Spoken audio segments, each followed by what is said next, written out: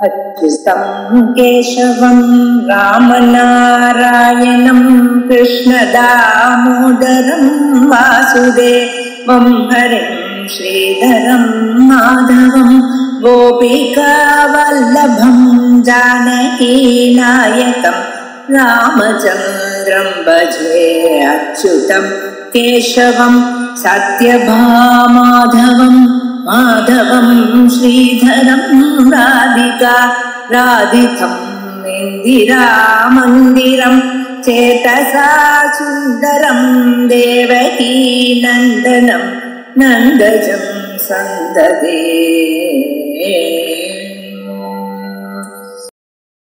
श्री गुरुभ्यो नमः. அத்வைத அந்நிய மத கண்டனம் ஒரு சின்ன பிரகரண கிரந்தம் மாதிரி. பிரகரண கிரந்தம்னு சொல்லலாம், இன்னொரு கண்டன கிரந்தம்னே சொல்லலாம். ஸ்ரீ வெல்லங்கொண்ட ராமராய கவீந்திர விரச்சிதம் அத்வைதான்ய மத கண்டனம். வெல்லங்கொண்ட ராமராய கவின்னு ஆந்திர தேசத்தில் இருந்திருக்கார். அவர் ஒரு வைஷ்ணவ வம்சத்துல பிறந்தவர், பெரிய உபாசகரா இருந்தார்.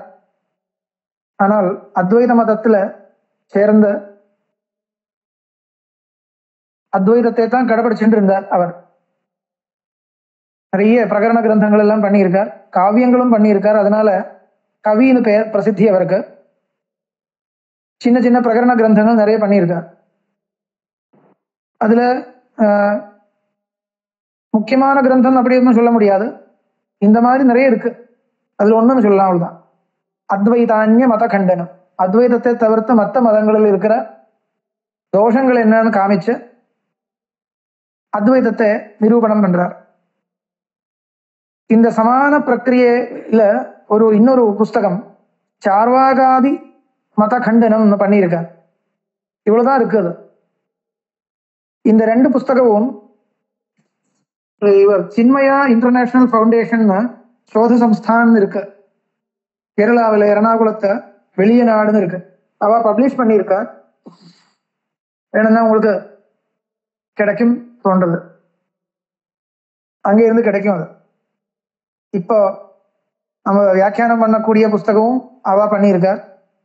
இப்போ இதுல 3 புஸ்தகங்கள் சேர்ந்து வந்திருக்கு, அதான் நான் கையில் வச்சிருக்கேன். இதுல இப்போ அத்வைதான்ய மத கண்டனம் ஒரு புஸ்தகம் இருக்கு, இன்னொன்னு அத்வைத விஜயம் இருக்கு, இன்னொன்னு அத்வைத ஆமிர்தம் இருக்கு. சின்ன சின்ன புஸ்தகங்கள். இதுல சாங்கிய மத கண்டனம், யோக மத கண்டனம், துவைத மத கண்டனம், விசிஷ்டாத்வைதம், அந்த மாதிரி போயிட்டே இருக்கும். கிட்டத்தட்ட இந்த மாதிரி தான் சார்வாகாதி மத கண்டனம்னா அது எப்படி இருக்குன்னா, நம்ம சர்வதர்சன சங்கிரகம் இருக்கு, பிராச்சீன கிரந்தம். அந்த சர்வதர்சன சங்கிரகத்தில் இருக்கிற அத்தனை விஷயங்களுக்கும் ஒரு எலாபரேஷன் கொடுக்க வேண்டிய இடத்துல கொடுத்து, சங்கேபம் பண்ண வேண்டிய இடத்துல சங்கேபம் பண்ணி கொஞ்சம் சரளமான பாஷையில எழுதியிருக்கார் அந்த புஸ்தகத்தை. அது எல்லாமே சமக்கிரமா இருக்குன்னு ஒன்றும் சொல்ல முடியாது. இதுல பார்த்தாலும் முதல் சாங்கிய மத கண்டனம் தெரியறது. கொஞ்சம் சில விஷயங்கள் எழுதியிருக்கார், அவர்தான். முக்கியமான 1-2 விஷயங்கள் எழுதியிருக்கார். இன்னும் நிறைய சொல்லலாம், அது பாஷ்யத்திலேயே நிறைய இருக்கு. அது எல்லாமே கலெக்ட் பண்ணி அந்த மாதிரி எழுதியிருக்காருன்னு சொல்ல முடியாது. ஆனா சில விஷயங்கள் எழுதுறது கிடைக்கிறது, அவ்வளவுதான். அவர் எவ்வளவு கிடைக்கிறதோ பார்க்கலாம். இந்த பரமத கண்டனம் என்றது எதுக்காக பண்ணணும்னு கேட்ட பகவத் பாதால ரச்சனானுபவத்தி அதிகரணத்துல அது வருது. பிரம்மசூத்திர பாஷ்யத்துல 2வது அத்தியாயத்துல 2வது பாதத்துல முதல் அதிகரணம் ரச்சனானுபவத்தி அதிகரணம்னு வரும். அதுக்கு ஒரு இன்ட்ரோடக்ஷன் கொடுக்கும் பொழுது கிமர்த்தம் பரமத நிராகரணேனா பரத்வேஷகரேனா கேட்கிறார். மற்றவாளை நிராகரணம் பண்றதா இருந்தால் அவா மேலே ஒரு துவேஷம், அவளுக்கு ஒரு அனிஷ்டம் வரும். ஆனா அது பண்ண வேண்டி, அதனால அது பண்ணக்கூடாதுன்னு சில பேர் நினைக்கிறார். ஆனா அப்படி கிடையாதுன்னு சொல்றார். அது முக்கியமான கருத்து. அந்த துவேஷம் இல்லாமலே, பரத்வேஷம் ஒன்றும் தேவையில்லை. ஆனா அந்த துவேஷம் வராமலே அந்த அவா மதத்தில் இருக்கிற தோஷங்கள் தெரிஞ்சுக்கணும். அது தெரியாதுன்னா நமக்கு நம்மளுடைய மதமும் தெரியாதுன்னு அர்த்தம் தான். அதுவும் சரி இதுவும் சரின்னு சொன்னா எந்த விதமான நிர்ணயமும் நமக்கு இல்லைன்னு அர்த்தம். அதனால ஏன் அத்வைதத்தை தான் நம்ம சித்தாந்தமா வச்சுக்கணும்? மற்ற மதங்களுக்கு என்ன தப்பு இருக்கா, தோஷம் இருக்கான்னு கேட்டா சில தோஷங்கள் இருக்கு, சந்தேகமே இல்லை. ஆனா ஒன்றும் வாசிக்க கூடாதுன்றது கிடையாது, எல்லாமே வாசிச்சு கிரமமா வரணும்.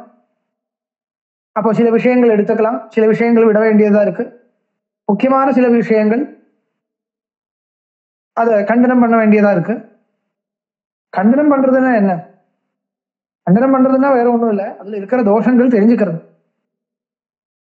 அது ஒன்றும் ஒரு யுத்தமோ ஒரு வித்வேஷகரணமோ ஒன்றும் கிடையாது.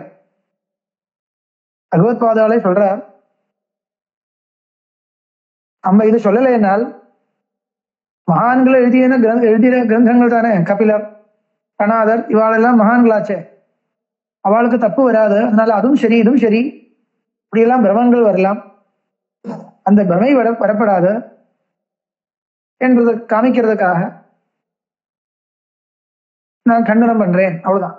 அவளுடைய மதத்தில் இருக்கிற தோஷம் என்ன, அந்த தோஷம் தெரிஞ்சாதானே நமக்கு அத்வைதத்தை நம்பிக்கை வைக்க முடியும். பண்டிதோ தோஷஜ்ஞான்னு இருக்கு, தோஷஜ்ஞான்னு ஒரு பரியாய பதமே இருக்கு. எது தப்போ அது தப்புன்னு தெரிஞ்சுக்கணும். அது தெரிஞ்சுக்கிறதுல அது ஒன்றும் விரோதமோ கலகமோ ஒன்றும் கிடையாது. அதுவும் ஒரு சாதனை தான், அது ஒரு அனுசந்தானம், ஒரு மனனம். அதனால ஏதோ ஒன்றும் மோட்சத்துக்கு விரோதம் அப்படி ஒன்றும் நினைக்கக்கூடாது, ஏதோ கலகம் பண்ற மாதிரி அப்படி இல்லை. ஆனா அதை கண்டனம் பண்ற சமயத்துல அந்த மாதிரி ஒரு பாஷா, அந்த ஒரு லாங்குவேஜ் யூஸ் பண்றவா உண்டு. அது அதனுடைய ஒரு சைலின்னு வச்சுட்டு அப்படியே படிக்கணும். சில சமயத்துல பரிகாசம் பண்ற மாதிரி இருக்கும், எல்லாமே இருக்கும். இருந்தா கூட பரிகாசத்துல ஒன்றும் தாற்பயம் இல்லை, அதுல என்ன தோஷம் இருக்குன்றது காமிக்கிறது, அவ்வளவுதான். அது தெரியாம நமக்கு ஒரு பட்சத்தை சரியா புரிஞ்சுக்க முடியாது, எந்த பட்சத்தையும். அத்வைத சாட்சா்காரம் எல்லாம் அப்புறம், முதல் சங்கரருடைய பட்சம் என்ன, அந்த பட்சம் எப்படி சரியா இருக்குன்றது நமக்கும் சுயமா தெரிஞ்சுக்க வேண்டியதா இருக்கு. மற்றவாளுக்கு சொல்லிக் கொடுக்கறதுக்கும் தெரியணும். கேள்வி கேட்டா அது சொல்றதுக்கும் ஓரளவுக்கு சாமர்த்தியம் வரணும். அதுக்காக ஒரு வழிகாட்டியா இதை பார்க்கலாம்னு வச்சுட்டு இருக்கேன், அவ்வளவுதான். இது ஒரு பிரௌடமான ஒரு கிரந்தம் ஒன்றும் கிடையாது, சாதாரணமா அப்படியே படிச்சுட்டு போகலாம், வேகமா முடிக்கலாம். லாங்குவேஜ் கூட சிம்பிளா தான் இருக்கு, சாதாரணமான சாஸ்திர பாஷை, அவ்வளவுதான். படிச்சு புரிஞ்சுக்கிறதுக்கு ஒன்றும் சிரமம் இல்லை, அதனால எடுத்தேன். இப்ப சங்கேப சாரீரகம் எல்லாம் அந்த ஸ்லோகங்கள் முதல் வியாக்கியானிக்கணும், அன்வயிக்கணும், அப்படியெல்லாம் கஷ்டங்கள் இருக்கு. இதான் அந்த மாதிரி கிடையாது, கத்தியமா இருக்கு, படிச்சுட்டே போகலாம். அதனால இந்த கிரந்தத்தை நான் சஜஸ்ட் பண்ணேன், அவ்வளவுதான். அந்த கண்டனத்தினுடைய ஒரு சைலி எல்லோருக்கும் கொஞ்சம் தெரிஞ்சுக்கலாம் இல்லையா? பெரிய அத்வைத சித்தி ஒன்றும் வாசிக்காட்டா கூட சிம்பிளா இருக்கக்கூடிய இந்த மாதிரி கிரந்தங்கள் சாதாரண ஜனங்களை உத்தேசிச்சுதான் பண்ணியிருக்கார் இவர். பெரிய வித்வான்களுக்காக வாக்கியார்த்தம் பண்றதுக்காக இல்லை. அப்போ அது யாருக்கு ரசிக்குமோ அவளுக்கு தான் சொல்லணும். இது பண்டிதால் பார்த்தா ஒரு சமயம் சில சமயம் சில இடத்துல இந்த மாதிரி ஆபாதனம் பண்ணலாமா, வேற விதமா இது சரியா, அப்படிலாம் கொஞ்சம் சந்தேகங்கள் எல்லாம் இருக்கும். சந்தேகம் இருக்குன்னா அது சில இடத்துல இன்னும் கொஞ்சம் பரிஷ்காரமா பண்ணியிருக்கலாம் தோணும், கண்டிப்பா தோணும். ஆனா அது ரொம்ப கவனிக்காமல் ஒரு இருக்கிறது அப்படியே சொல்லிட்டு மெதுவா போறதா இருந்தால் நிறைய விஷயங்கள் இதில் இருக்கு, அவ்வளவுதான் வைக்கணும், மனசு வைக்கணும். சரி, பார்க்கலாம். நத்வா ஸ்ரீமத் ஹயக்ரீவ சரணாம்போருஹத்வயம் அத்வைதான்ய மதானாந்து கண்டனம் கிரியதே மயா. நத்வா பிரணாமம் பண்ணிட்டு, எதை பிரணாமம் பண்றதுன்னா ஸ்ரீமத் ஹயக்ரீவ சரணாம்போருஹத்வயம், ஹயக்ரீவருடைய உபாசகர் இவர்னு பிரசித்தம். அது வைஷ்ணவ சம்பிரதாயத்துல ஹயக்ரீவரை தான் வித்யா தேவதையா வச்சுட்டு இருக்கா. நமக்கு தட்சிணாமூர்த்தியோ சரஸ்வதியோ இருக்கிற மாதிரி ஹயக்ரீவர் வைஷ்ணவாளுக்கு குல பரம்பரையில வித்யா தேவதையா வச்சுட்டு இருக்கா. அந்த ஹயக்ரீவருடைய சரணாம்போருகத்வயம், பாத பத்மம், பத்மத்வயம் தத்துவ அத்வைத அந்நியமதானாந்து கண்டனம் கிரியதே மயா. பகவத்பாதாளுடைய அத்வைத மதம் உபனிஷத்து தாத்பரியத்தை வச்சுட்டு பகவத்பாதால் உத்தாரணம் பண்ணி அத்வைத மதத்தை தவிர்த்த மற்ற மதங்களே நான் நிராகரணம் பண்றேன். அதுல முதல் நிரீஸ்வர சாங்கிய மத கண்டனம் இருக்கு. நிரீஸ்வர சாங்கிய மத கண்டனம் தத்ர தாவத் சாங்கியம் திவிதம் சேஸ்வரம் நிரீஸ்வரம் சேதி. சாங்கிய மதம் ரெண்டு விதமா வச்சுக்கலாம். சேஸ்வர சாங்கிய மதம், நிரீஸ்வர சாங்கிய மதம். சேஸ்வர சாங்கியம் மயா வேதாந்த சங்கிரகே கிரந்தே தரிசிதம். வேதாந்த சங்கிரகம் ஒரு கிரந்தம் பண்ணியிருக்கேன். அதுல சேஸ்வர சாங்கியத்தை பத்தி நான் சொல்லியிருக்கேன். தத்தி வேதாந்த மதமேவா தேவஹூதி சுத பகவத் கபிலாச்சாரிய பிரதிபாதிதம். இந்த சேஸ்வர மதம், சேஸ்வர சாங்கிய மதம் சொன்னா என்ன கேட்டா, அது ஒரு புது சித்தாந்தம் இல்லை. அதுதான் வேதாந்தம்னு சொல்றது. சேஸ்வர சாங்கியம் மதத்தை தான் வேதாந்தம்னு சொல்றது இவர் சொல்றார். அது எங்க தெரியறது? ஸ்ரீமத் பாகவதத்துல 3வது ஸ்கந்தத்தில் வருது. தேவஹூதி சுத பகவத் கபிலாச்சாரிய பிரதிபாதிதம். கபில வசுதேவர்னு பேரை தேவஹூதிக்கு ஒரு புத்திரன் பிறக்கிறார். பகவானே சாட்சாத் கபிலன் என்ற பெயர்ல அவதாரம் பண்ணி தன்னுடைய மாதாவுக்காக பிரம்ம தத்துவத்தை உபதேசம் பண்ற சந்தர்ப்பம் கிடைக்கிறது. அங்கேயும் இந்த சாங்கிய மதம்னு நம்ம சொல்லக்கூடிய மதத்தில் இருக்கிற அந்த வார்த்தையெல்லாம் அங்கேயும் தெரியுது. அதனாலே அதுவும் சாங்கிய மதம் சொல்றது. ஆனால் சொல்லப்பட்ட விஷயத்தை கவனிச்சு பார்த்தால் பாகவதத்தில் இருக்கிறது அந்த சாங்கிய மதம் மாதிரி தோன்றது. ஆனால் சாங்கிய மதம் கிடையாது. ஏன்னா ஈஸ்வரனை ஒத்துண்டிருக்கார், பகவான் பரமேஸ்வரனை ஒத்துண்டிருக்கார். அது அத்விதீயமாகவே ஒத்துண்டிருக்கார். அப்ப அது எந்த மதம்? வேதாந்த மதம் தான். அதனால அத்தி வேதாந்த மதமேவா. சேஸ்வர சாங்கிய மதம் சொன்னால் வேதாந்த மதம் தான். எது தேவஹூதி சுத, தேவஹூதியுடைய புத்திரனாக பிறந்த பகவத் கபிலாச்சாரிய பிரதிபாதிதம், பகவான் கபிலாச்சாரியனால பிரதிபாதிக்கப்பட்டது. அதனால சேஸ்வர சாங்கியம் சொன்னால் அது வேதாந்த மதம் தான் இவர் சொல்றார். இதுல ஒரு விஷயம் தெரிஞ்சுக்கணும். உண்மையா சேஸ்வர சாங்கியம் எதை சொல்றது? பிராச்சீன காலத்திலிருந்து சேஸ்வர சாங்கியம் விவகாரம் இருக்கு. ஆனால் வேதாந்த மதத்தை சேஸ்வர சாங்கியம்னு சொல்லல.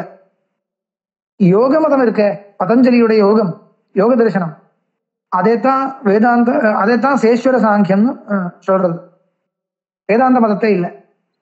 ஆனால் இவர் இவருடைய ஒரு திருஷ்டியில இப்படி சொல்றார், அவ்வளவுதான். அது ரெண்டு நம்ம மனசுல வச்சுக்கணும். இவர் சொல்றதுனால ஒன்றும் விரோதம் இல்லை. ஆனா பிராச்சீன விவகாரத்தில் சேஸ்வர சாங்கியம்னு ஒரு விவகாரம் இருக்கு. ஆனால் யோக மதத்தை தான் சொல்றது. அதுதான் இன்னும் நல்லா இருக்கும். இவர் வேதாந்தத்தை தான் கபிலர் சொல்ற, அது வாஸ்தவம் தான், அவர் சொல்ற விஷயம் வாஸ்தவம் தான். பாகவதத்துல கபில வசுதேவர்னு அவதாரம் பண்ணி சாங்கிய மதம்னு சொல்லி அவர் ஒரு உபதேசம் பண்றார். அந்த உபதேசத்தை பார்த்தால் அது பாதஞ்சல யோக தரிசனம் கிடையாது. அதில் இருக்கிறது அத்வைதம் தான். அந்த விஷயத்துல எந்த சந்தேகமும் இல்லை. பாகவதத்துல 3ய ஸ்கந்தத்துல கபில வசுதேவனா பகவான் அவதாரம் பண்ணி தேவஹூதிக்கு கொடுக்கிற அந்த உபதேசம் கவனிச்சு பார்த்தால் அது அத்வைதம் தான். அந்த விஷயத்துல சந்தேகம் இல்லை. ஆனா அந்த அதுக்கு சேஸ்வர சாங்கியம்னு பேரு வச்சுக்கணுமோன்னு எனக்கு தெரியாது. சேஸ்வர சாங்கியம்னு பிராச்சீன காலத்தில் இருக்கிற விவகாரம் எப்படின்னா, யோக தரிசனத்தை சேஸ்வர சாங்கியம்னு சொல்றது. அதுதான் உச்சிதம் தோன்றது எனக்கு. என்ன காரணம்னா, சாங்கிய மதம் பிளஸ் ஈஸ்வரன், இதுதானே சேஸ்வர சாங்கிய மதம்னு சொன்னா. சாங்கிய மதத்தோட ஈஸ்வரனை சேர்த்தால் எப்படி இருக்குமோ, சாங்கிய மதத்துல 25 தத்துவங்கள் சொல்லப்பட்டிருக்கு. அந்த 25 தத்துவங்களோட ஈஸ்வரனை கூட சேர்த்தால் எது கிடைக்குமோ அதுதான் சேஸ்வர சாங்கிய மதம்னு சொல்லணும். அது எப்படி இருக்குன்னா யோக மதமா தான் இருக்கும். யோக மதத்துல என்ன இருக்கு, பாதஞ்சல யோக தரிசனத்தின அவருடைய பிலோசபி இந்த கபிலர் சொல்ற 25 தத்துவ சாங்கியம் பிலோசபி தான் அவர் ஒத்துருக்கார்.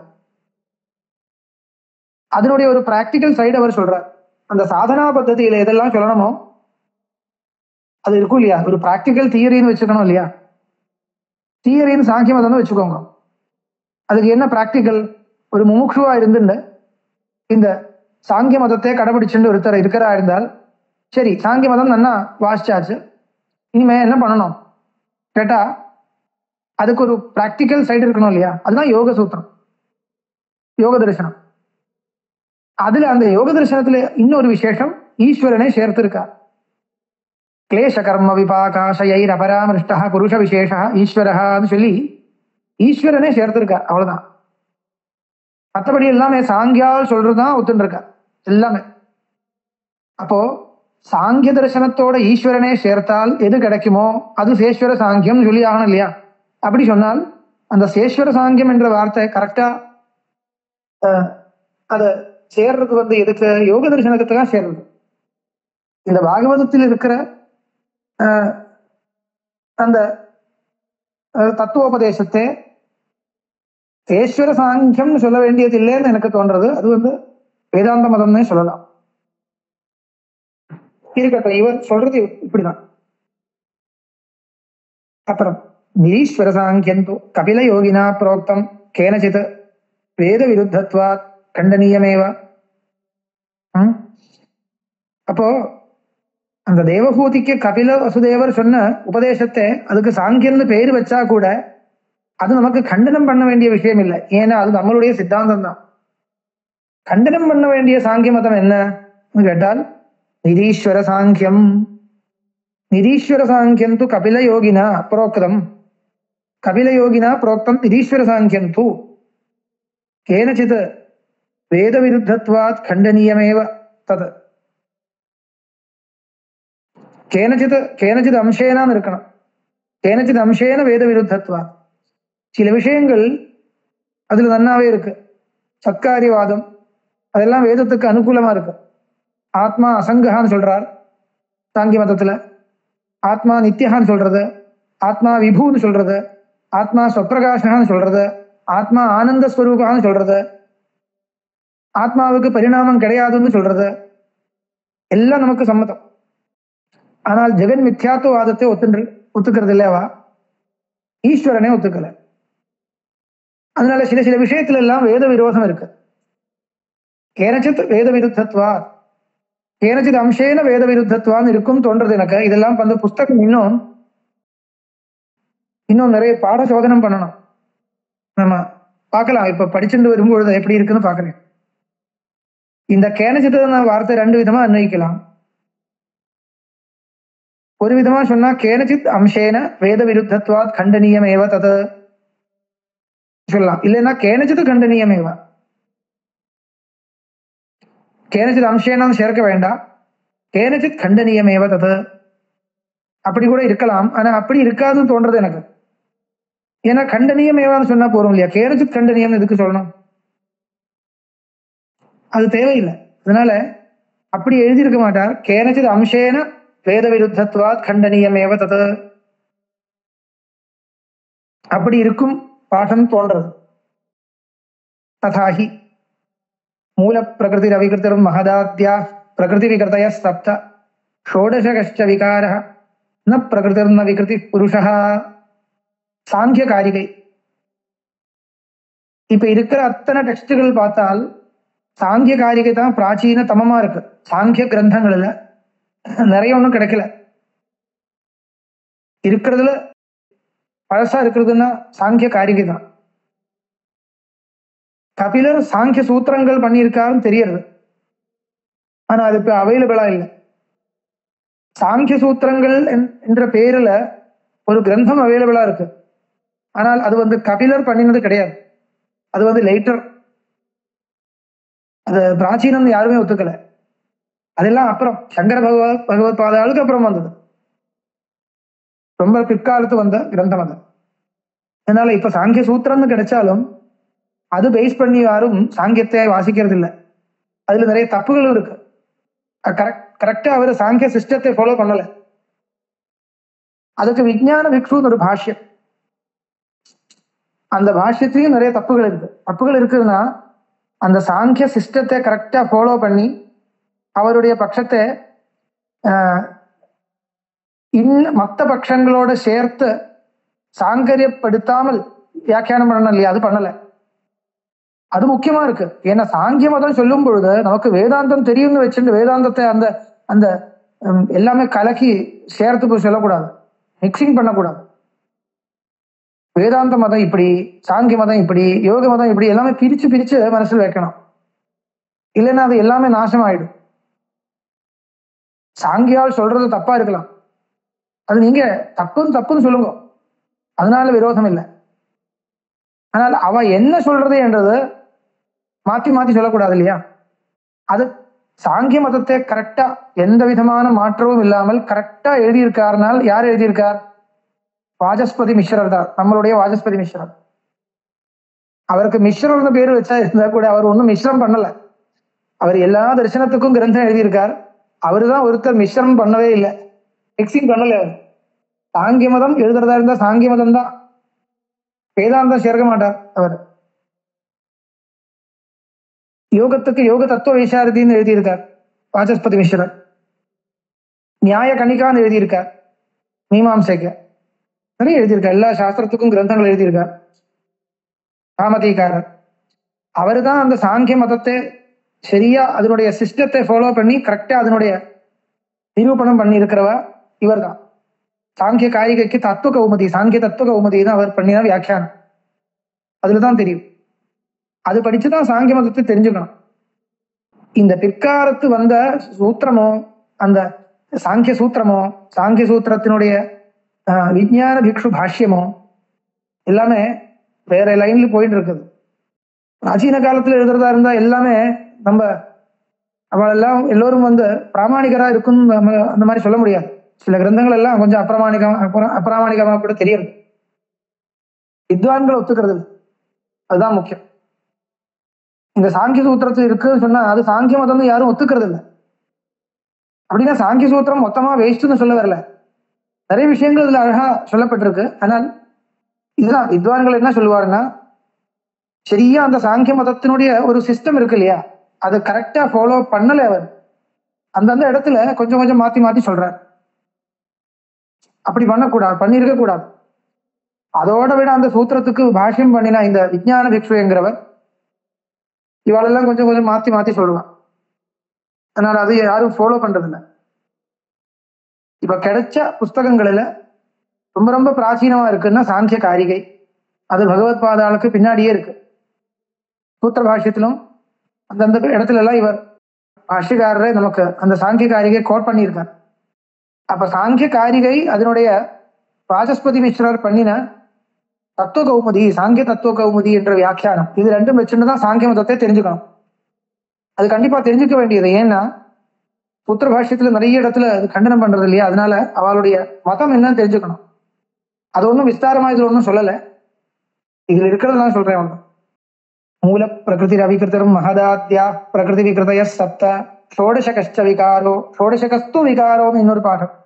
எதுவா இருக்கட்டும், ந பிரகிருதி ந விகிருதி புருஷா வந்து பஞ்சவிம்சதி தத்துவங்கள்னு சொல்றது. மூலப்பிரகிருத்தின்னு இருக்கு. மூலப்பிரகிருத்தினா பிரபஞ்ச ரூபமா பரிணமிக்கிறது. சத்வரஜஸ்தமசாம் சாமியாவஸ்தா மூலப்பிரகிருதி, இது சாங்கிய சூத்திரம். இது சரியான சூத்திரம், இதுல ஒன்றும் தப்பு இல்லை. சத்வரஜஸ்தமசாம் சாமியாவஸ்தா மூலப்பிரகிருதி. மூலப்பிரகிருத்தின்னா எல்லாத்துக்கும் பரிணாமி காரணமா இருக்கக்கூடிய தத்துவம்.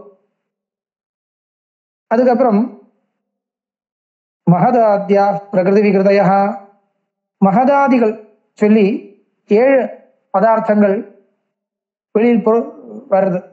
மூலப்பிரகிருதியோட பரிணாமமா சொல்றது. பிரகிருதியர் மகான் ததோஹங்காரா, பிரகிருதியில் இருந்த மகத்தத்துவம் ஒரு தத்துவம் வருது, அதில் இருந்த அகங்கார தத்துவம் ஒரு தத்துவம் வருது. அதுக்கப்புறம் பஞ்ச தன்மாத்திராணி. இப்போ பஞ்ச தன்மாத்திராணி 5 தன்மாத்திரைகள், ரூப தன்மாத்திரம், ரச தன்மாத்திரம், கந்த தன்மாத்திரம், சப்த தன்மாத்திரம், ஸ்பர்ஷ தன்மாத்திரம். இது என்ன தன்மாத்திரம் சொன்ன அப்படி கேட்டால் சூக்ஷ்ம ரூபம்னு வச்சுக்கோங்க, அவ்வளவுதான். ரூபம் ரசம் அப்படின்னா குணம்னு வச்சுக்க கூடாது. இப்ப நியாயசாஸ்திரத்தில் சொல்ற மாதிரி ரூபம் ரசம் கந்தா ஸ்பரிசா அதெல்லாம் குணம் தானே, அது ஒரு திரவியம் இல்லைன்னு தோன்றது. ஆனா அப்படி இல்லை, அது அவளுடைய லாங்குவேஜ், இது இவாளுடைய லாங்குவேஜ், வித்தியாசமா இருக்கு ரெண்டும். இப்போ திரிகுணங்கள்னு சொல்றது இல்லையா, குணம் குணம் சத்துவகுணம், ரஜோகுணம், தமோ குணம். இது ஒரு திரவியத்தினுடைய கேரக்டரிஸ்டிக்ஸ் சொல்லக்கூடாது, அது ஒரு திரவியம் மாதிரி தான். குணம் சொல்ல கேட்டா நமக்கு என்ன தோணும் மனசுல? சதுர்விம்சதி குணாக, அதுதான் மனசுல எல்லோருக்கும் நிக்கிறது. தர்க்க சங்கிரகத்துல இருக்கு இல்லையா, ரூபம் ரசம் கந்தா ஸ்பரிசா, இதெல்லாம் திரவியத்தில் இருக்கிறது. ஒரு திரவியத்தை ஆசிரியிச்சு நிற்கக்கூடிய அதனுடைய சில ஃபீச்சர்ஸ் குணங்கள்னு சொல்றது. ஆனால் இங்க சாங்கியால் பிரயோகுணாக சத்துவகுணா ரஜோகுணா சொல்றது அது ஒரு குணம் இல்லை, அது மூல பிரகிருதியோட சுபாவம் தான். மூல பிரகிருதி தான், அந்த திரவியம் தான். அதனால இந்த மாதிரி விஷயங்கள் கவனிக்கணும். ஒரு வைசேஷிக தரிசனம், நியாய தரிசனம் படிக்கும் பொழுது குணம்னு சொன்னா அர்த்தம் வேற, சாங்கியால் சொன்னா அர்த்தம் வேற இல்லையா? அந்த தரிசனத்தில் போனா அர்த்தம் கொஞ்சம் மாறிடும். அப்போ 3 குணங்கள் சேர்ந்தது மூல பிரகிருதி. அதிலிருந்து மகத்தத்துவம் ஒண்ணு வருது, அதிலிருந்து அகங்காரகான ஒரு தத்துவம் வருது, அதிலிருந்து 5 தன்மாத்திரைகள். தன்மாத்திரம் மாத்திரம் சொன்னா என்ன? ததேவ தன்மாத்திரம், அப்படி விக்கிரகம் ததேவ தன்மாத்திரம். நம்மளுடைய வேதாந்த கிரந்தத்திலையும் தன்மாத்திரம்னு வார்த்தை இருக்கு, பஞ்ச தன்மாத்திரங்கள் சொல்றது. ஆனால் நம்ம சொல்லக்கூடிய பஞ்ச தன்மாத்திரங்கள் என்ன தெரியுமா? பஞ்சீகரணத்துக்கு முன்னாடி இருக்கிற பஞ்ச மகாபூதங்களுக்கு பஞ்ச தன்மாத்திரங்கள்னு பேர் இருக்கு, வேதாந்த கிரந்தத்திலேயே இருக்கு. பஞ்ச தன்மாத்திரம் அப்படின்னால் பஞ்சீகரணம்னா என்ன? பஞ்சீகரணம்னா இது மிக்சிங் வருது இல்லையா, அதுக்குதான் பஞ்சீகரணம்னு பேர். 5 மகாபூதங்களுக்கு பரஸ்பரம் மிஸ்ரணம், இது அங்க சேர்றது அது இங்க சேர்றது, அதுக்குதான் பஞ்சீகரணம்னு பேர். அந்த பஞ்சீகரணம் வர்றதுக்கு முன்னாடி பியூரா இருக்கு இல்லையா, பியூர் ஆகாசம், அப்படி இருக்கும் பொழுது அதுக்கு தன்மாத்திரம்னு பேர். அது கூட நம்ம தெரிஞ்சுக்கணும். வேதாந்தத்துல இந்த வார்த்தை வேற அர்த்தத்துல வருது. இந்த சாங்கியால் சொல்றது அப்படி இல்லை. சாங்கியாளுக்கு பஞ்சீகரணம் கிடையாது. ஸ்தூல பூதம் சூக்ம பூதம்னு வச்சுக்கோங்க. ஸ்தூல பிருத்திவி சூக்ம பிருத்திவி, ஸ்தூல ஜலம் சூக்ம ஜலம். அந்த சூக்ம ஜலத்துக்கு தான் ரச தன்மாத்திரம்னு பேர், அது கிரகிக்கணும். ஸ்தூல பிருத்திவிக்கு பிருத்திவின்னு பேர் வச்சுக்கலாம், சூக்ம பிருத்திவிக்கு கந்த தன்மாத்திரம்னு பேர். ஸ்தூல ஜலத்துக்கு ஜலம்னு பேர், சூக்ம ஜலத்துக்கு ரச தன்மாத்திரம்னு பேர். அந்த மாதிரி ஸ்தூலமான ஆகாசம் சூக்மமான ஆகாசத்துக்கு என்ன பேர்? சப்த தன்மாத்திரம்னு பேர். ஸ்தூலமான வாயு சூக்மமான வாயு, சூக்மமான வாயுக்கு என்ன பேர்? ஸ்பரிச தன்மாத்திரம்னு பேர். அந்த மாதிரி 5 தன்மாத்திரங்கள் அதுல இருந்து வர்றது. இப்ப 5 2 7 ஆச்சு இல்லையா, இதுதான் சப்தான்னு சொன்னது. அதுக்கப்புறம் என்ன? ஷோடசகஷ்ட விகாரஹா. ஷோடசக இன்னும் 16 விதமான பதார்த்தங்கள் இருக்கு. அது என்ன? 16 பஞ்ச ஞானேந்திரியாணி பஞ்ச கர்மேந்திரியாணி, 5 5 10 ஆச்சு இல்லையா? பஞ்ச மகாபூதானி, மனசு முடிஞ்சு போச்சு. மனசுன்னு ஒரு அந்தரிந்திரியம். அப்போ 5 பாஹ்யேந்திரியம் 5 பாஹ்யேந்திரியம் 5 இல்ல 10 பாஹ்யேந்திரியம். பாஹ்யேந்திரியம்னா என்ன அர்த்தம்? வெளி விஷயங்களை தெரிஞ்சுக்கக்கூடிய இந்திரியம் பாஹ்யேந்திரியம். கண்ணு இத்தியாதி 5, கை கால் இதெல்லாம் 5 சேர்த்து கர்மேந்திரியம் 5 5 10, மனசு 1 11, 5 மகாபூதங்கள் 11 5 16. இதுதான் ஷோடசகஷ்ட விகாரஹா. ந பிரகிருதி ந விகிருதி புருஷா. அதுக்கப்புறம் புருஷன். புருஷன் என்றது ஒரு தனி ஆத்மான்னு அர்த்தம். ஜீவாத்மான்னு அர்த்தம், பரமாத்மான்னு அர்த்தம் இல்லை. புருஷகான்னு சொன்னா ஜீவாத்மான்னு அர்த்தம். இப்படி சொல்லி அதனுடைய விசேஷம் என்னன்னு காமிக்கிறார். மூல பிரகிருதி அவிகிருதி மகதாத்யாக சப்த பிரகிருதி விகிருதய ஷோடசகச்ச விகாரः புருஷः ந பிரகிருதி ந விகிருதி. என்ன அர்த்தம்? மூல பிரகிருதி அவிகிருதி. மூல பிரகிருதி விகிருதியா இல்லை, கேவலம் பிரகிருதி தான். அப்படின்னா என்ன அர்த்தம்? மூல பிரகிருதிக்கு, மூல பிரகிருதி என்றது இன்னொரு பதார்த்தத்தினுடைய காரியம் இல்லை. விகிருத்தின்னு சொன்னா காரியம்னு அர்த்தம், ப்ராடக்ட்னு அர்த்தம். மூல பிரகிருதியானது இன்னொரு வஸ்துவினுடைய காரியம் கிடையாது, அது பிரகிருதி தான். அதனால மூல பிரகிருதி அவிகிருதி. விகிருதிர்னா கிந்து பிரகிருதி ரேவான்னு அர்த்தம். அதிலிருந்து வரக்கூடிய 7 பதார்த்தங்கள் இருக்கு இல்லையா, மகத்த அகங்காரம் பஞ்சதன்மாத்திராணி. இந்த 7 தத்துவங்கள் எப்பேற்பட்டது? பிரகிருதி விகிருதையா, பிரகிருதியாகவும் இருக்கு விகிருதியாகவும் இருக்கு. அது ரிலேட்டிவா சொல்றது. இன்னொன்னுக்கு பிரகிருதி, இன்னொன்னுக்கு விகிருதி. தன்னுடைய காரியத்தை வச்சு பார்த்தா பிரகிருதி, காரணத்தை வச்சு பார்த்தா பிரகிருதி, இல்ல காரணத்தை வச்சு பார்த்தா விகிருதி, காரியத்தை வச்சு பார்த்தா பிரகிருதி. பிரகிருதியாகவும் இருக்கு விகிருதியாகவும் இருக்கு. உதாரண அர்த்தம், மகத்தத்துவம் என்றது மூல பிரகிருதியோட விகிருதியாகவும் இருக்கு, அகங்கார தத்துவத்துக்கு பிரகிருதியாகவும் இருக்கு. அந்த மாதிரி அகங்கார தத்துவம் மகத்தத்துவத்தினுடைய விகிருதியாகவும் இருக்கு, பஞ்சதன்மாத்திரங்களுக்கு பிரகிருதியாகவும் இருக்கு. பஞ்சதன்மாத்திரங்கள் அகங்கார தத்துவத்தினுடைய விகிருதியாக இருக்கு, பஞ்ச மகாபூதங்களுக்கு பிரகிருதியாக இருக்கு. இப்படி பார்த்தால் இந்த 7 பதார்த்தங்கள் 7 தத்துவங்களை பிரகிருதி விகிருதையா, பிரகிருதி விகிருதிகள்னு சொல்லலாம். பிரகிருதி பிளஸ் விகிருதி, பிரகிருதியும் விகிருதியும் இருக்கக்கூடியது. அதுக்கப்புறம் ஷோடசகச்ச விகாரஹா, 16 விதமான விகிருதிகள், கேவல விகிருதிகள். இன்னொன்னுக்கு பிரகிருதி இல்லை. ஏகாதச இந்திரியங்களிலிருந்து வரக்கூடியது ஒண்ணுமே கிடையாது. அதனால ஏகாதச இந்திரியங்கள் பிரகிருதி இல்ல விகிருதி தான், இன்னொன்னுக்கு காரணமா இல்லை. அப்புறம் என்ன? ஷோடசகச்ச விகாரஹா, பஞ்சமகாபூதங்கள். பஞ்சமகாபூதங்கள் கேவல விகிருதியா? அங்கே ஒரு சந்தேகம் வரும். பஞ்சமகாபூதங்கள் தானே இந்த உலகத்துக்கே காரணமா இருக்கு, அப்ப கேவல விகிருத்தின்னு எப்படி சொல்ல முடியும்? விகிருத்தின்னு சொல்றது சரி, ஆனால் இப்ப வெளியில தெரியக்கூடிய கட்டாதி பதார்த்தங்களுக்கு என்ன காரணம் கேட்டால் பிருத்திவி பூதம்னு சொல்லணும் இல்லையா? அப்போ அதுவும் பிரகிருதி விகிருதி தானே சொல்லணும், கேவலம் விகிருத்தின்னு எப்படி சொல்ல முடியும்? ஒரு சந்தேகம். அதுக்கு பதில் கொடுத்திருக்கார். இவருடைய அபிப்பிராயம் என்னன்னா, அந்த 25 தத்துவங்களுக்குள்ள இன்னொரு தத்துவத்தினுடைய பிரகிருதி இல்லைன்னு அர்த்தம். இப்போ பஞ்சமகாபூதங்களுக்குள்ள பிருத்திவின்னு இருக்கு. இந்த பிருத்திவி என்ற பூதம் கடத்துக்கு பிரகிருதியா இருக்கு, வாஸ்தவம் தான். ஆனால் கடம் என்றது 25 தத்துவங்களுக்குள்ள இருக்கிற ஒண்ணு கிடையாது.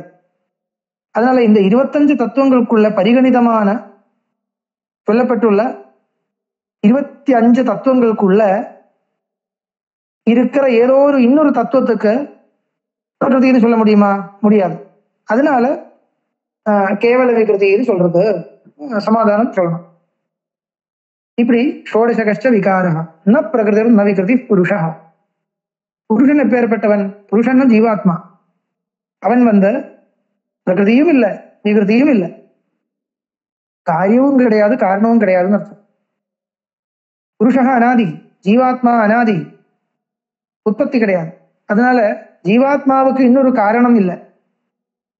ஜீவாத்மா வந்ததுன்னு சொல்லக்கூடாது இல்லையா? யாருமே சொல்ல மாட்டான், யாருமே சொல்ல மாட்டான். வேதாந்தம் சொல்லும் பொழுது கூட கவனிக்கணும். அத்வைதம் சொல்லும் பொழுது பிரம்மம் அப்படியே நிர்குணமா இருந்தார், அது பிரிஞ்சு 2ஆ மாறி இருக்குன்னு சொல்லக்கூடாது, தெரியுமா? பிரம்மம் நிர்குணமாகவே இருந்தது ஒரு காலத்துல, அப்புறம் ஏதோ ஒரு காரணத்தினால அவித்யா சம்பந்தம் அது ஜீவனாகவும் ஈஸ்வரனாகவும் மாறிடுத்துன்னு சொல்லக்கூடாது. அது பெரிய தப்பு. அப்ப எல்லாமே வேதாந்த சாஸ்திரமே போச்சு அப்படி சொன்னா, மொத்தமா மிஸ்டேக் ஆயிடும். என்ன காரணம்னா, இந்த அவித்யா சம்பந்தம் ஒரு காலத்துல சேர்ந்தது கிடையாது. சேர்ந்தது சொன்னா அதுக்கு என்ன காரணம் சொல்லணும் இல்லையா? ஏன் அவித்யா சம்பந்தம் வந்தது? நிர்குணம் அப்படியே நிர்குணமாகவே இருக்கலாமோ இல்லையோ? அப்படியே இருந்திருக்கணுமே. ஏன் அவித்யா சம்பந்தம் எல்லாம் ஏன் வந்தது? அவித்யா சம்பந்தம், அதுக்கப்புறம் ஜீவபாவம், ஈஸ்வர பாவம், ஜெகத்து, சிருஷ்டி, அது இது எல்லாமே எதுக்கு? அப்படியே நிர்குணமாகவே இருக்கணுமே இல்லையா? தன்னுடைய நிர்குணஸ்வரூபத்தை விட்டு ஏன் கிளம்புறது பிரம்மம்? அதுக்கு பதில் இல்லை. அதனால பதில் இல்லைன்றது ஒரு தப்பு இல்லை, பதில் இருக்கக்கூடாது. ஏன்னால் இது அனாதின்னு சொல்றோம். அதுக்குதான் அனாதின்னு சொல்றோம். அஜ்ஞான சம்பந்தம் அனாதி. அதனால ஜீவன், ஈஸ்வரன், நிர்குணம், பிரம்மா, இது மூணுமே அனாதி காலமா இருக்கு. அது ரெண்டு ஸ்ட்ரெயிட் லைன். அது அப்ப துவைதம் வந்துருமேன்னு கேட்கக்கூடாது. துவைதம் வராது. ஏன் துவைதம் வராதுனால் ஜீவனுக்கும் ஈஸ்வரனுக்கும் இருக்கிற பேதம் பாரமார்த்திக பேதம் இல்லையே, எல்லாமே வியாபகாரிகம் தானே. அதனால வியாபகாரிகமா இருக்கிறதுனால அத்வைத பங்கம் இல்லைன்னு சொல்லணும். இல்லைன்னா அத்வைத பங்கம்னு சொல்லுவா, கேட்பா. அப்போ இந்த ஜீவன் என்ற ஒரு என்டிட்டி, ஈஸ்வரன் என்ற இன்னொரு என்டிட்டி, நிர்குணம் பிரம்மான்னு ரெண்டுத்துக்குமே அதிஷ்டானமா இருக்கக்கூடிய என்டிட்டி. இது மூணும் சேர்ந்தே இருக்கு, அனாதி காலமா இருக்கு. அதுக்கு ஆதி கிடையாது, ஆனா அந்தியம் இருக்கு. இந்த பிரிவு எப்போ அஸ்தமிக்கிறது? தத்துவ ஞானம் வந்தா அஸ்தமிக்கிறது. அந்த வரைக்கும் அஸ்தமிக்காத இருக்கு. அதனால நான் எதுக்காக சொல்ல வந்தேன்னா, ஜீவனுடைய உற்பத்தி யாருமே சொல்றதில்லை. சார்வாகன் மட்டும்தான் சொல்லுவான். அவனுக்கு சரீரமே ஆத்மா என்றதுனால அதுக்கு உற்பத்தி உண்டு, நாசமும் இருக்கு. ஆனால் மற்றவருடைய மதத்துல ஜீவனுக்கு உற்பத்தி நாசங்கள் கிடையாது. சாங்கிய மதத்திலையும் இல்லை. ந பிரகிருதி ந விகிருதி புருஷா. புருஷனிடத்தில் இருந்த இன்னும் திரவியங்கள், இன்னும் தத்துவங்கள் ஒன்றும் வர்றதில்லை, புறப்படுறதில்லை. அதனால புருஷனுக்கு காரணத்துவம் இல்லை, காரியத்துவம் இல்லை. இன்னொரு வஸ்துவுக்கு காரணமாகவும் புருஷன் இல்லை, இன்னொரு வஸ்துவினுடைய காரியமாகவும் இல்லை. அதனால ந பிரகிருதி ந விகிருதி புருஷா இது ததீய ஸ்லோகா. இப்படிதான் அவருடைய அந்த சாங்கிகாரிகையில் இருக்கிற ஸ்லோகம். இப்போ சாங்கிய மதத்தை சுருக்கமா சொன்னேன். இது அடுத்த நெக்ஸ்ட் வீக் இது இந்த சாங்கிய மத கண்டனம் முடிக்கிறேன். அவ்வளவுதான். ஒரு ரெண்டு கிளாஸ்ல ஒவ்வொரு மதம் அப்படியே முடிச்சுட்டே போனோம்.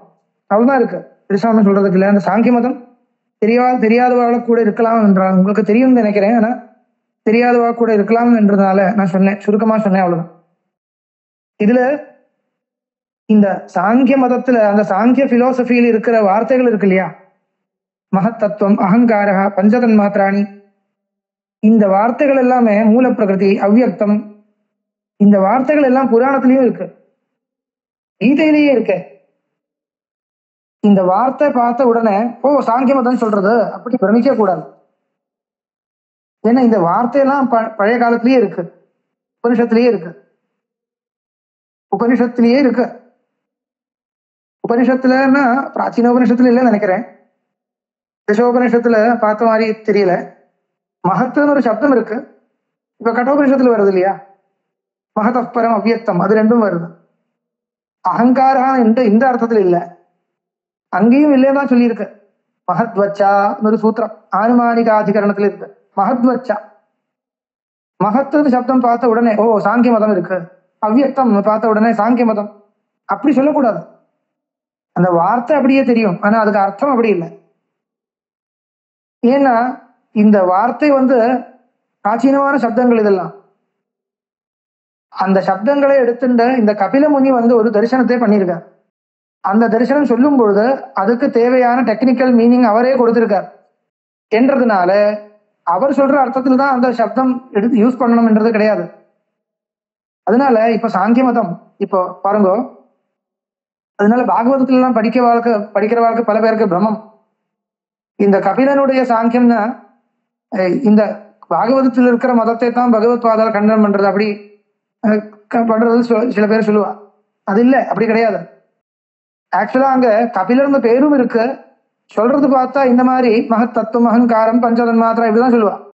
கிட்டத்தட்ட புராணத்துல சிருஷ்டி சொல்லும் பொழுது, நீங்க கவனிச்சிருக்கீங்களா பாருங்க, சிருஷ்டி சொல்லும் பொழுது புராணத்துல எங்க பார்த்தாலும் பிரகிருதி, மகத், அகங்காரம், பஞ்சதன்மாத்திரம் இப்படிதான் தெரியும். அது ஒரு விசேஷம். இந்த ஆகாஷாத் வாயு, வாயோர் அக்னி அக்னியர் ஆபா அது கிடையாது, அந்த கிரமம் இல்லை. அதனால அது வந்து ஆனா வார்த்தை தெரியறது இப்படிதான். பிரகிருதி மகத் தத்துவம் அகங்காரம் பஞ்சதன் மாத்திராணி, அந்த வார்த்தைக்கு அர்த்தம் என்னன்னு பார்க்கணும் இல்லையா? அது இவர் சொல்ற டெக்னிக்கல் டேர்ம் வச்சுட்டு இவர் சொல்றது அந்த அந்த மீனிங் அதையே எடுத்துட்டு அங்க வியாக்கியானம் பண்ணக்கூடாது. அப்போ என்ன தெரிஞ்சுக்கணும்னா, கபிலர் வந்து இந்த சாங்கிய மதத்தினுடைய நிரீஸ்வர சாங்கிய மதத்தினுடைய பிரவர்த்தகராக இருக்கக்கூடிய கபிலர் என்ன பண்ணியிருக்கார், இந்த புராணத்தில் இருக்கிற இந்த வார்த்தைகள் எல்லாம் எடுத்துட்டு தன்னுடைய தரிசனத்தில் உபயோகப்படுத்தியிருக்கார். அவர் தான் அவர் அந்த அர்த்தத்தில் உபயோகப்படுத்தினார் என்றதுனால அதுக்கப்புறம் அந்த அர்த்தம் தான் சொல்லணும், எல்லாரும் அப்படிதான் சொல்லணும் வருமா? வராது இல்லையா? இப்போ ஒரு வார்த்தை லோகத்துல யூஸ் பண்றது, அந்த வார்த்தையை எடுத்துட்டு ஒரு டெக்னிக்கல் டேர்மா மாத்துறது ஒரு தரத்தை வச்சுக்கோங்க. இப்ப நதின்னு ஒரு வார்த்தை இருக்கு, இது வந்து பாணினிய சாஸ்திரத்துல ஒரு டெக்னிக்கல் டேர்ம். பாணினி அந்த ஒரு அர்த்தத்துல அந்த வார்த்தையை யூஸ் பண்றது, இதுக்கு என்ன பேர்? பாரிபாஷிக சப்தம்னு பேர். பாரிபாஷிக சப்தா, சாங்கேதிக சப்தா, டெக்னிக்கல் டேர்ம்னு அர்த்தம்.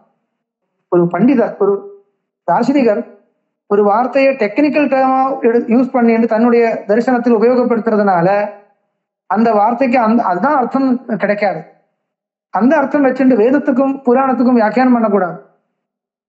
அதனால அப்படி கவனிச்சுக்கணும். இது வந்து சாங்கியர் சொல்ற வார்த்தை இருந்தாலும் கபிலர்னு உபதேசம் பண்றவருக்கு கபிலர்னே பேர் இருந்தா கூட அவர் எது உபதேசம் பண்ணியிருக்காரு பார்க்கணும் இல்லையா? அவர் உபதேசம் பண்ணின விஷயம் அத்வைதமா தான் இருக்குன்னா அத்வைதம் தான், அது சாங்கிய மதம் இல்லைன்னு சொல்லணும். இந்த வார்த்தை தெரியறதுனால மட்டும் சாங்கிய மதம் நினைச்சுக்க கூடாது. இப்ப கீதையில சாங்கிய யோகா பார்த்த உடனே சாங்கியா படிச்ச உடனே அது சாங்கிய தரிசனம் பல பேர் சொல்றாரு இல்லையா? எல்லா தரிசனங்களும் கலந்து கீதையில வருதுன்னு நினைச்சுட்டு இருக்கா பல பேர். நமக்கு தெரியும் அப்படி இல்லை என்றது பகவத் பாதம் ஸ்பஷ்டமா எழுதியிருக்காங்க. இப்ப இன்னைக்கு முடிக்கிறேன், அடுத்த நெக்ஸ்ட் வீக் கண்டினியூ பண்ணலாம்.